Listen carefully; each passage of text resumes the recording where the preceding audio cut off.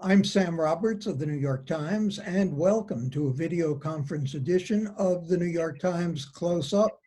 New York City is experiencing a stunning surge in violent crime, especially shootings. 64 people were shot over July 4th weekend, 10 of them fatally. In mid-July, a one-year-old boy in a stroller was shot and killed at a barbecue in Brooklyn. The Times reports that, quote, "It's been nearly a quarter century since New York City experienced as much gun violence in the month of June as it has seen this year." The Times also reports that through July 26th, there have been 745 shootings in 2020, compared with 431 in 2019, a 73% increase. But as shootings surge, arrests have been going down. That's raised speculation that after all the criticism of police conduct following the killing of George Floyd, some of that conduct caught on video, that the cops are pulling back. Many are reportedly concerned they might be disciplined, fired, even arrested if they take proactive steps to stop crime, so they may be being less aggressive.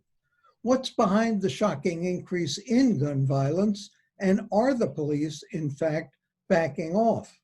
Ashley Southall is the police bureau chief for the New York Times, and welcome, Ashley, and thank you for joining us. How do we reconcile that some of the same people who were complaining about police abuse are now complaining that the police are holding back, not enforcing the law enough? Well, it's what people have been saying for years, that they've been, on the one hand, certain communities in New York City, East New York, Brownsville, have historically struggled with violence. And at the same time, they've also struggled with very aggressive policing that kind of cast whole communities in a very broad net. So like with stop and frisk, the strategy was high stops, high arrests, basically every Black and Hispanic man in certain communities were stopped multiple times over the years. And crime did go down, but it continued to go down after the NYPD abandoned these strategies. So people are not asking for the police to stop keeping people safe or to make people less safe. They're asking the police to do their jobs without being abusive and overly aggressive. They're asking essentially for precision policing, which the mayor and the commissioner talk about a lot. Why do we think crime, particularly shootings, are going up? I mean, there are a lot of reasons that have been advanced. What seem to be the most plausible? Well, the consensus, so as you know, there's a lot of consensus and difference on this topic. The consensus is that the pandemic and the measures put in place to contain it have had a very strong effect on shootings, because shootings are rising not just in New York, but in Chicago and other cities where the pandemic has taken a great toll, and where there's just been this kind of economic collapse because of the pandemic. Many in communities of color where people do working class labor, waitresses working at bars, restaurants, service labor, a lot of those people have lost their jobs. And so the crises that these communities have dealt with for years have been compounded by this crisis. And then the city has thrown out a number of other factors that there's just not really any evidence for that they've put forth. They've blamed the shutdown in the courts. They've blamed the bail law. They've blamed just the prosecutors. I mean, it's like, pick a reason and they've blamed it. But where they faltered is providing the evidence. And the police commissioner is the guy who was in charge of numbers for a while and then in charge of detectives. So he knows the importance of both numbers and evidence to making a case. And the police department just hasn't done that for the reasons that they say are affecting gun violence. In addition to the economic reasons because of the pandemic, can we assume that perhaps idleness, the fact that kids are out of school, no summer jobs, might have some impact on it as well? that's certainly a hypothesis, but it's yet to be proven. We're still very much in the early stages of summer, and the period between the 4th of July and Labor Day is typically the most violent in terms of shootings. And so you have the advent of summer, you have people who are struggling more than they were before the pandemic. They've been cooped up for months. There's a lot of tension. And there's also a sense among the police that, you know, some of these people who were released from jail and prison, whether it be for parole or pending gun cases, whose cases aren't proceeding, that they're going back out into the street and that they're finishing business. And by business, I mean rivalries. There's a set of gangs in Brooklyn that have been engaged in like a years-long knockout game, except they're not punching, they're playing with guns. And you know, this year they have, in just one day, they were involved in at least three shootings. So, you know, there's a sense of that because the police have been constrained, that there is additional lawlessness. But again, the other factors that the police have named outside of the pandemic have just not been proven to be more than a correlation, and to be kind of a cause of the rising gun violence. You reported on this issue in the Times with Ali Watkins and Alex Traub. Is there any evidence that the police themselves are holding back? I mean, we see there was one officer being prosecuted for using a chokehold. I mean, you really wonder what was on his mind. Does he not watch TV or read the newspapers that he could even contemplate doing a thing like that in these times? But is there any sense that the police themselves are fearful of being prosecuted, being reprimanded, being disciplined because they would overreact in any way? Yeah, I mean, pretty much everyone agrees that the police are in some way holding back. Now, whether it's lawful or not is a different question, and the reason for it is a different question. What the police and their unions and their labor unions will say is that, you know, legislation that tells officers that they'll be criminalized basically if they use a chokehold, that they'll face a misdemeanor or a felony, or that if they sit on someone or kneel on them, that they'll face a misdemeanor crime, that's got officers hesitant to step into situations that could escalate. And a number of times, you know, you can see that people who are being arrested don't always go easily. But, you know, those were the NYPD's policies. Those laws are modeled off NYPD policy. So what they are telling you is that officers are actually fearful that these laws mean consequences for those actions, even if they make a mistake. And the sponsor of that bill will tell you that that's not the goal of the bill. The goal of the bill requires intent to use those measures. Ashley, you also talked to Black police officers. Did they approach this any differently? Did they have any different feelings about both the causes and the impact of additional crime? Yeah, sure. The additional crime that they view this, they agree that officers are hesitant because of the restrictions imposed by the city council and the state legislature, that they'll be criminalized for making arrests. You know, why do that if you can just step back and wait for something to happen and then respond? They're not as excited or as proactive as they were before. But another thing that they note is that police authority has been eroded, in part because so many officers come from outside of the city and they patrol these communities where, you know, the police officers who don't have experiences with communities of color in their own lives because they live on Long Island or in a suburb that is predominantly white, they come into communities and they see every guy with baggy pants and hoodies as a potential criminal. And that has an effect of creating tension where people don't come to police to help them solve crimes. And when it comes to a crime like shootings, where it's cyclical, if somebody gets shot, they're looking for revenge, or if someone is a shooter, he becomes a target of a shooting, or he is involved in another shooting. So the most important role that police can play in preventing gun violence is solving the crimes that have already occurred. And we see that hasn't happened historically, and it's happening less now because of the pandemic. A quick last question. Instead of cutting the police budget, which we have done and seems to be a reflexive reaction in part, what about increasing the budget, hiring more cops, training them better, perhaps giving incentives to hiring people from the community, things like that? Is anyone saying that that might be a solution? Well, I think the premise that we've cut the police department's budget is one that's up for debate. Certainly, there are plans to move certain units like school safety out of the police department, and that is part of the budget cut. But when it comes to police work, there have not been really any substantial changes. There's an overtime. There's a cutback on overtime, but those are mostly cost savings from not doing things like the West Indian Day Parade and not having to put in the St. Patrick's Day Parade because they don't have to put out these large details. But we'll see the bills when we get them from the protest and from other events that police have to respond to, how much of that overtime we actually are not going to be paying. Right.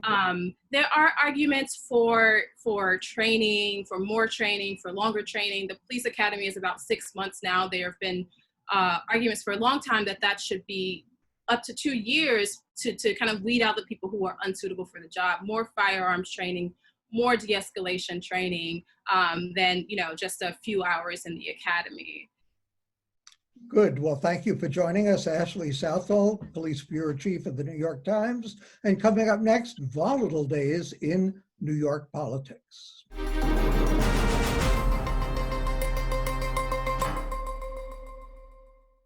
It's become clear that Alexandria Ocasio-Cortez's victory for Congress in 2018 was no coincidence. Democratic insurgents are surging this year. Jamaal Bowman, a progressive middle school principal, stunned 16-term Congressman Eliot Engel, beating him soundly in a primary, with Engel endorsed by everyone from Nancy Pelosi to Hillary Clinton. Mondaire Jones, a gay Black man and progressive, won the Democratic congressional primary to run for the seat held by retiring 16-term veteran Nita Lowey. And City Council member Richie Torres, also a gay progressive, won the primary to run for the seat now held by retiring 15-term Congressman Jose Serrano. Meanwhile, Bill de Blasio taking heat from all sides. It seems like everyone from the police to progressives to his own former staffers are angry with the mayor. The Times' Jeremy Peters wrote a story headlined, quote, "Trump and de Blasio together at the wrong time in history." He wrote, quote, "President Trump and Mayor de Blasio are both diminished as leaders, polarizing and lacking the trust of the people they serve." The Times lumping Trump and de Blasio together? Go figure. Let's take the pulse of New York City politics with Jeffrey Mays, Times Metro political reporter, and Dana Rubinstein, also a Times Metro political reporter. Jeffrey, why are Trump and de Blasio in the same boat at this point, as Jeremy Peters says? It seems like an unlikely bedfellows even for politics. Yeah, I mean, I think there's a stubbornness in both of their personalities that you see. The mayor has faced criticism for how he responded to some of the police protests, for example. And he has, steadfastly supported the police, even, when there have been instances raised of wrongdoing. There was recently an incident where a protester was tossed into an unmarked van, and the mayor defended the police actions on that today, despite the concerns being raised that was similar to what was happening in Portland. I can't speak for Jeremy, but I know a lot of people think of the mayor as this sort of ideologue who thinks he knows best all of the time. And Dana, you've covered a number of those primaries. One thing that was really striking in the Mondaire Jones case is that spending didn't seem to matter very much. Yeah, that was fascinating. He was outspent by, I'm not sure what the final calculation was, but by more than 4-1. He was running against this pharmaceutical heir named Adam Schleifer, who just decided that he would spend an unlimited amount of money. One of his own donors said that if Schleifer won, it would prove that you could buy an election. So yeah, it was, I mean, there are obviously other, instance of this happening. Bloomberg, of course, tried to, effectively buy the Democratic primary, one could argue. But yeah, it seems like, Mondaire Jones was aided by sort of how galvanized the voter base is, the Democratic base is right now. And, he's an African-American man who was able to speak pretty eloquently about, the Black Lives Matter movement. And yeah, so, he triumphed.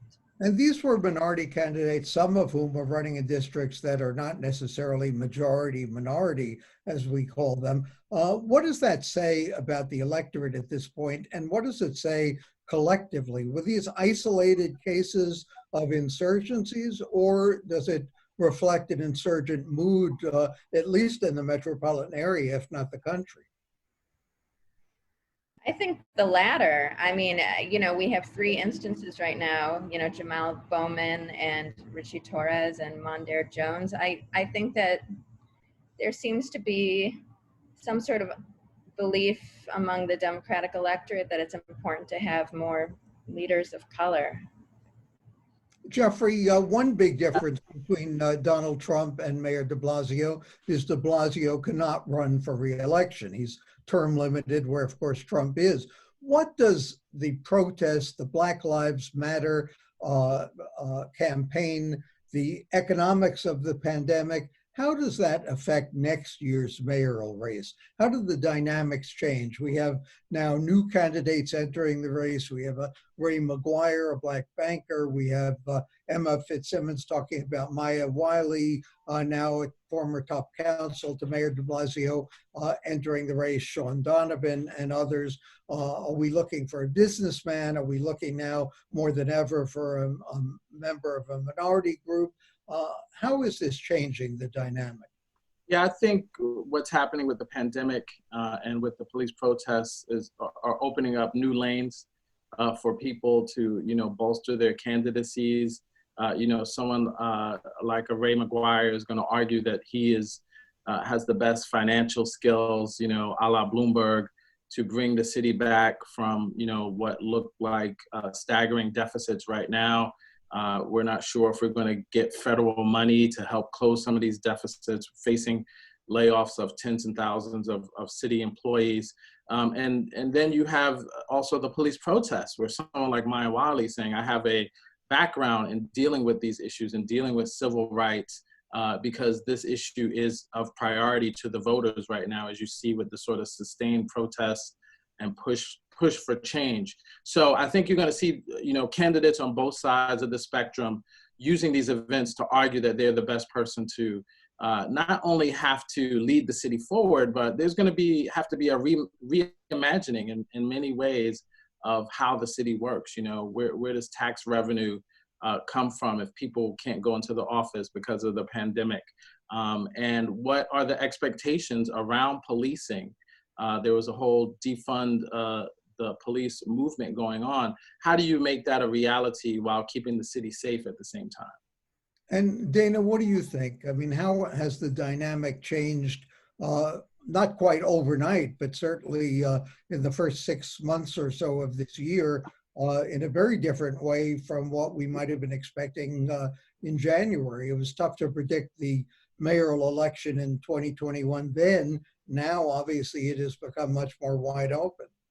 Yeah, I think that's the major change, is that the field seems more fertile, more open than it's been in recent memory, right? In January, we knew or thought we knew who the likely candidates were. They were going to be Corey Johnson, the council speaker, Eric Adams, the Brooklyn borough president, Scott Stringer, the controller. I'm sure I'm missing someone, but we knew who they were.